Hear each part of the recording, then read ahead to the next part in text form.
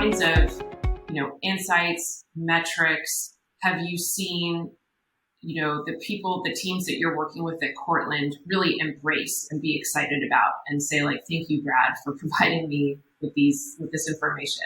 Yeah, I think above all, it's been two metrics, really. The first, of course, is rent growth. And this really came out of a different macro cyclical interpretation than we had than what third-party data providers had.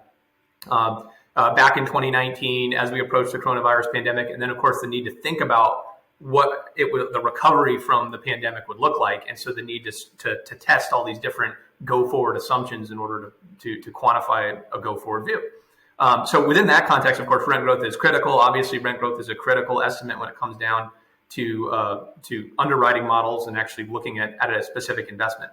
And so for that, it's been the one single metric that's used out of at this point, maybe 50 or 60 different metrics that we actually characterize and forecast. That's consistently the most used. Another one then becomes an amalgamation of all those, which is sub-market scoring models. And so when we think about our own ability to say, okay, how do we think about markets? And rather than have this be like, okay, who went and visited Phoenix yesterday and is all excited about that market, it turns into something of, no, this is a very ordered process, right? This is something that's, it's not, perfect, but it is nonetheless objective and consistent. It's a way of allowing us to provide some kind of objectivity about to how we think about markets. It's not necessarily the whole story. We have our operational side. We have all this other thinking that we need to really think about before we'd say move into some other market or pursue a different sub-market type of strategy. But the point is, this serves as one very objective measure that can help as a form of guardrails around how we think about markets. So these different kind of scores, they're done at the sub-market level, they're done at the MSA level, they're done related to our open-ended fund, they're done related to value add strategies, they're done related to development, and they allow us to look at all these different sub-markets and markets according to these strategies. And of course, that's very important as we watch these different opportunities, from a geographical perspective, come into play, at one point in time and move out of play, and we can always focus on that top part of the distribution.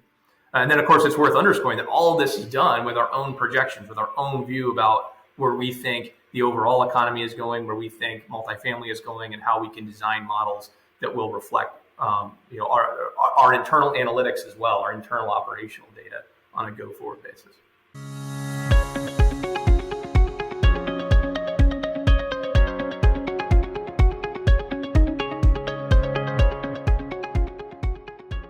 Yeah, and it helps triage deals too, if you think about it, because if you've got all your sub-markets, let's say, ranked according to some metric, or maybe they're just graded, like it's just a triple A or, triple B or whatever sub-market, whatever sort of symbolism one wants to use. The point is you can very easily triage things and say, okay, well, look, this is really not fitting the box according to our research. Now, that doesn't mean you don't do it. It just means you've got a tougher hill to climb, right?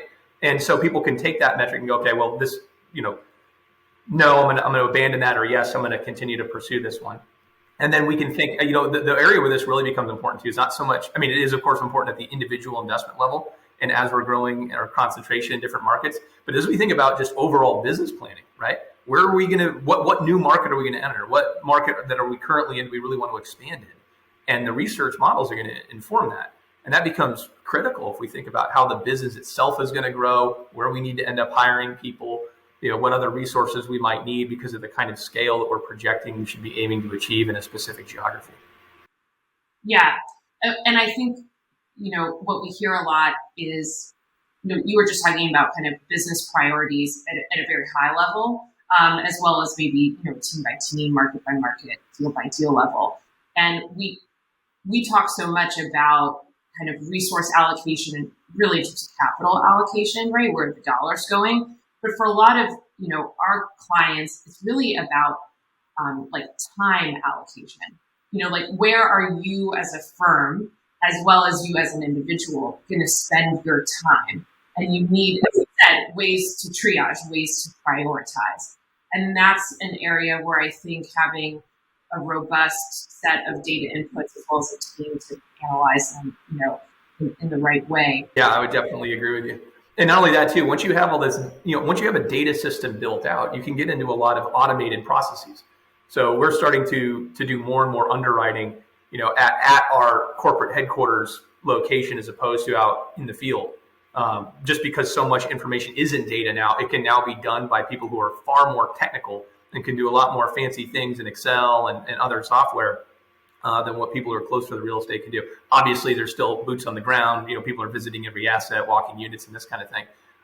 But it does, once you do have a system of data flowing, you can really start to automate a lot of the processes, or at least, and I don't want to say automate in the sense that like, oh, you're eliminating people. They're just retasked to other things because it's no longer necessary to have an analyst sit there, query something on CoStar, pull out a data point, punch it into Excel manually, make a mistake while doing so.